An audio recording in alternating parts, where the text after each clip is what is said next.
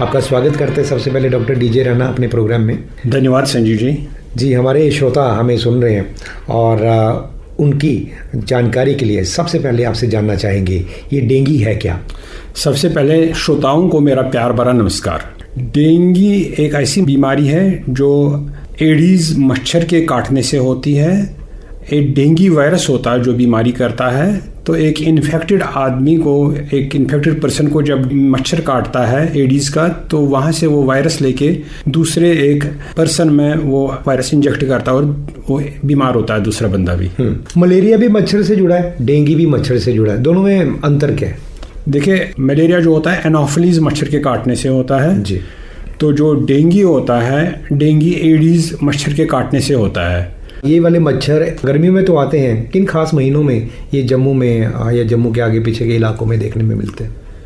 ये मानसून और peri monsoon you can say, जैसे इनका टेम्परेचर ऑप्टिमल होता है 15 से 30 डिग्री सेल्सियस होता है और ह्यूमिडिटी 60 से 80% ह्यूमिडिटी हो, तो मानसून के इमीडिएटली आफ्टर, जैसे जुलाई अगस्त से ऑनवर्ड्स दिसंबर तक डेंगू का सीजन रहता है जी।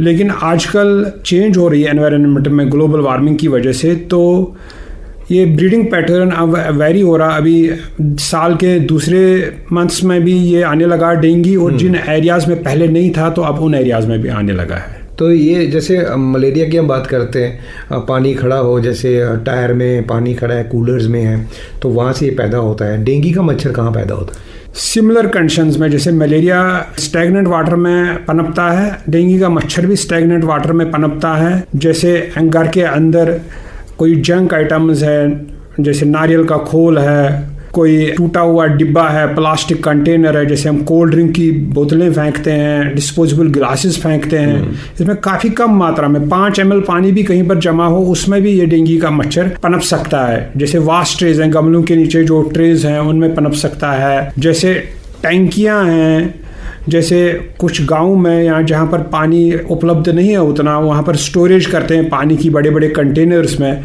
तो उनको अगर हम ढक के नहीं रखें तो उनमें भी मच्छर एग्स ले कर सकता है और वो मच्छर फिर डेंगू फैला सकता है। डेंगू के होने से क्या क्या होता है शरीर में, किस तरह के लक्षण जो हैं वो दिखाई देते हैं? सबसे पहले तेज़ बुखार होता है, सिर के सामने वाले पोर्शन, फोरहेड के पोर्शन में हेडेक होती है, रिट्रो ऑर्बिटल पेन होती है, जैसे आईबाल के पीछे पेन होती है, जो खासकर अगर हम आईबाल की मूवमेंट्स करें तो उसमें वो ज़्यादा पेन होती है। शरीर में दर्दें होती हैं, जोड़ों में दर्दें होती हैं। इसके अलावा वोमिटिंग हो सकती है, जी मचलना, नाश्ता जिसको कहते हैं वो हो सकता है। डेंगू जो 3 टाइप का होता है, एक जो क्लासिकल डेंगू फीवर कहते हैं, उसके अलावा 2 और सीवियर फॉर्म्स डेंगू की होती है, जैसे डेंगू हेमरेजिक फीवर और डेंगू शॉक सिंड्रोम। अच्छा। तो जो हेमरेजिक फीवर में और भी इनके अलावा और भी सिम्टम्स हो सकते हैं, जैसे नाक या मुंह से खून, मसूड़ों से खून बहना, जैसे खून की उल्टियाँ होना, जैसे लैट्रीन के साथ ब्लैक मोशन जिसको कहते हैं वो हो सकता है इसमें। और अगर डेंगू शॉक सिंड्रोम जो सबसे सीवियर फॉर्म है, उसमें हाथ पैर बाजू ठंडे पड़ जाते हैं और इसके अलावा पल्स वीक हो जाता है, ब्लड प्रेशर भी फॉल कर सकता है। डेंगू का पता कैसे चलता है, मतलब कोई टेस्ट होते हैं या? मैं ये बताना चाहूँगा, जो हेल्थ इंस्टीट्यूशंस हैं और सरकार में टेस्ट इसका बिल्कुल मुफ्त है, उपचार भी मुफ्त है। तो वहाँ जाके डॉक्टर साहब के पास जाते हैं तो टेस्ट से पहले मैं ये बताऊंगा कि रैपिड टेस्ट बिल्कुल नहीं करना चाहिए, बिकॉज आजकल रैपिड टेस्ट काफ़ी लोग करते हैं जो उतना एक्यूरेट नहीं है, जिससे फैलेसीज आती है। फैलस पॉजिटिव, फैलस नेगेटिव होता है। जो फैलस पॉजिटिव आता है उसको अननेसेसरी पैनिक हो जाता है, अननेसेसरी ट्रीटमेंट लेता है, और जो फैलस नेगेटिव आता है तो एक्चुअल में उसको डिजीज होती है, वो डिजीज पर कंसंट्रेट नहीं कर पाता। तो इसलिए प्रॉपर टेस्ट, इसका एक NS1 टेस्ट होता है जो पहले 5 दिन होता है, जिसमें हम एंटीजन डेंगू वायरस का टेस्ट करते हैं, और उसके बाद हम IgM टेस्ट डेंगू एंटीबॉडी का, ये प्रॉपर टेस्ट हैं जो करने चाहिए। इसके अलावा अगर किसी को सीवियर फॉर्म है, हम प्लेटलेट काउंट्स भी करते हैं, और बाकी जो हिमेटोक्रिट वगैरह ये टेस्ट भी हम करते हैं।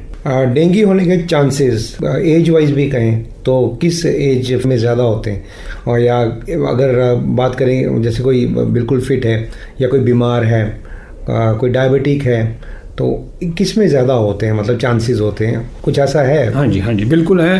डेंगू जो मतलब ज़्यादा सीवियर फॉर्म में या ज़्यादा जल्दी जो होता है अटैक होता है, जो बच्चों में होता है और एल्डरलीज में होता है। इसके अलावा ओबीज जो पर्सन्स हैं, मोटापे के, हाँ जी, और उसके अलावा प्रेगनेंसी में ये ज़्यादा हो सकता है। डायबिटीज जैसे आपने कहा है, जिनको chronic disease, chronic liver disease वगैरह हो, मेंस्ट्रुएटिंग वीमेन में हो सकता है ये ज़्यादा, और जिसमें कोई इम्यूनोसप्रेसिव ड्रग्स पर हों या इम्यूनो कॉम्प्रोमाइज कंडीशन है जैसे एड्स वगैरह या और कोई कंडीशन, इनमें ज़्यादा ये होता है। ज़्यादा होता है। हाँ जी। किस तरह के प्रिकॉशन लेने की ज़रूरत होती है इसमें? जैसे प्रिकॉशन सबसे पहले मैंने बताया कि भाई आपने पानी कहीं पर जमा नहीं होने देना, जैसे अभी मैंने आपसे बात हो गई। उसके अलावा पर्सनल प्रोटेक्शन मेजर्स हैं। आप जब भी घर से बाहर निकलें, पूरी बाजू के कपड़े पहने और पूरे ट्राउज़र जो पूरे टांगों को कवर करते हैं ऐसे कपड़े पहने, और ये चूँकि मच्छर दिन को काटता है ज़्यादा, तो इसके अलावा जैसे मच्छरदानी का प्रयोग करें, जैसे anti mosquito cream, mosquito repellents वगैरह का, या खिड़कियों दरवाज़ों को जाली लगवाएं, छत पर ना सोएं, मच्छर से कांटेक्ट ना हो। हाँ, मच्छर से कांटेक्ट नहीं होना जो भी कर सकते हैं वो करें। एंड डिपार्टमेंट की आईसी अवेयरनेस तो आपने बात ही करी ही, जैसे हम अभी बात कर रहे हैं, TV, radio, print media, electronic media या सोशल मीडिया वगैरह पर ये बातें होती रहती हैं। डिस्ट्रिक्ट्स में और ब्लॉक्स में भी सिमिलर एक्टिविटीज़ होती हैं। हम स्कूल चिल्ड्रन को इन्वॉल्व करते हैं, डिफरेंट स्कूल एजुकेशन डिपार्टमेंट को, जैसे मैंने इंटर सेक्टोरल कोऑर्डिनेशन की, आंगनवाड़ी डिपार्टमेंट जो ICDS डिपार्टमेंट, जिसको पोषण डिपार्टमेंट कहा जाता है, उनको भी इन्वॉल्व करते हैं। इसके अलावा हमारे वर्कर्स होते हैं जो महीने में 2 बार लोगों के घरों में जाते हैं और वो कंटेनर्स चेक करते हैं कि भाई कंटेनर्स में पानी स्टैग्नेट तो नहीं हो रहा, लार्वे तो नहीं वहाँ पर हैं मच्छरों के, तो वो उनको डिस्ट्रॉय करते हैं। और अगर कोई ऐसा स्रोत पानी का जो हम साफ नहीं कर सकते तो उसमें एंटी लार्वल स्प्रे भी करते हैं हम। अच्छा। तो उसके अलावा वो कहीं पर अगर डेंगू का केस पाया गया तो एक तो उस घर में और उसके अराउंड कोई 50 घरों में जो है आउटडोर स्प्रे होता है और इंडोर रेजिडुअल स्प्रे होता है। इंडोर रेजिडुअल स्प्रे में हम इंसेक्टिसाइड स्प्रे करते हैं घर की वॉल्स पर और छत पर, ताकि अगर उस पर मच्छर बैठे तो वो मच्छर मर जाए। तो इसके अलावा वो वर्कर्स भी आईसी एक्टिविटीज़ करते रहते हैं। तो इसके अलावा जब वेक्टर डेंसिटी बड़ी ज़्यादा हो, जैसे मोर देन 2 बाइट्स पर पर्सन इन 1 आवर हो, तो उसमें हम थर्मल फॉगिंग करते हैं। म्यूनसिपैलिटी की गाड़ियां जाती हैं, जो लोगों को लगता है भाई धुआं चल रहा है, वो बेसिकली वो मॉस्किटो को मारने के लिए होता है। इसके अलावा डिपार्टमेंट की तरफ से ट्रीटमेंट और टेस्ट्स भी फ्री होते हैं। तो कंटिन्यूअस ये एक्टिविटीज़ होती रहती हैं। इसके अलावा कंपोनेंट सेपरेशन लैब्स हैं, जैसे आपने प्लेटलेट की बात करें तो प्लेटलेट की बहुत बात आती है। हाँ जी, प्लेटलेट की बहुत बात आती है। वो क्या होता है, मतलब सबसे पहले ये बताऊं कि प्लेटलेट सेपरेशन लैब होती है जो हमारे कोई तकरीबन हर डिस्ट्रिक्ट में है, जो प्लेटलेट्स को सेपरेट करके अगर प्लेटलेट की ट्रांसफ्यूजन देनी पड़े तो वो करती है। इसके अलावा प्लेटलेट क्या होते हैं, एक किस्म की खून की कोशिकाएं होती हैं जो ब्लड क्लॉटिंग में हेल्प करती है। तो अगर ये 10,000 से कम होए तब हमें प्लेटलेट ट्रांसफ्यूजन करना है। लोगों को अननेसेसरी पैनिक नहीं करना कि भाई प्लेटलेट्स कम हो रही है। 10,000 तक भी अगर गिर जाए तब तक हमें कोई चिंता की ज़रूरत नहीं। और अगर 10,000 है तो उसमें हम प्लेटलेट ट्रांसफ्यूजन करते हैं। और अगर प्लेटलेट्स बहुत ज़्यादा कम हुई, 10,000 से भी बहुत कम, और हमने प्लेटलेट ट्रांसफ्यूजन नहीं करी, ट्रीटमेंट नहीं मिला, तो फिर ब्लीडिंग ज़्यादा हो सकती है। बिकॉज ये क्लॉटिंग में हेल्प करती है, क्लॉट नहीं हो पाएगा तो ब्लीडिंग होती रहेगी। इसमें सेल्फ मेडिकेशन का कितना नुकसान होता है करने का, क्योंकि नॉर्मली क्या होता है इसमें बुखार तो सबसे बड़ा फैक्टर है। हाँ जी, बुखार तो होना ही होना है, तो लोग बुखार की दवाई खाते रहते हैं, टाइम निकल जाता है और उसके बाद जाके फिर टेस्ट करवाते हैं। जैसे ही बुखार हो गर्मियों में तो सीधा डॉक्टर को दिखाना चाहिए सबसे पहले। बिल्कुल दिखाना चाहिए। अगर तो कोई इनएक्सेसिबल एरिया है या रात को नहीं जा पाए इंस्टीट्यूशन पर, तो एज ए फर्स्ट एड वो पैरास्टामॉल की टिक्की खा सकते हैं। पानी की पट्टियां कर सकते हैं सिर पर या बाजू पर, टांगों पर, क्योंकि हम पैरास्टामॉल भी अगर खानी है 6 घंटे से पहले पैरास्टामॉल रिपीट नहीं करनी है।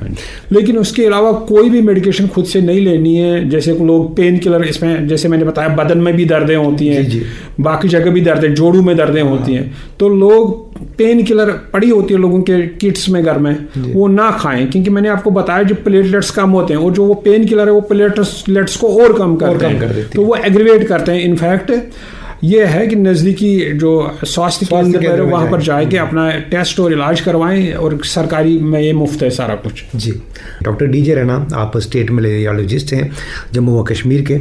आपने हमसे बात की आज डेंगू पे खास। बहुत बहुत शुक्रिया हमसे बात करने के लिए आपका। धन्यवाद संजीव जी। मैं धन्यवाद देना चाहता हूं जो सुन रहे हैं, हमारी बात सुन रहे हैं, और मैं आकाशवाणी का भी बहुत बहुत धन्यवाद देना चाहता हूं जिनके माध्यम से मैं लोगों तक अपनी बात पहुंचा पा रहा हूं। बहुत बहुत शुक्रिया।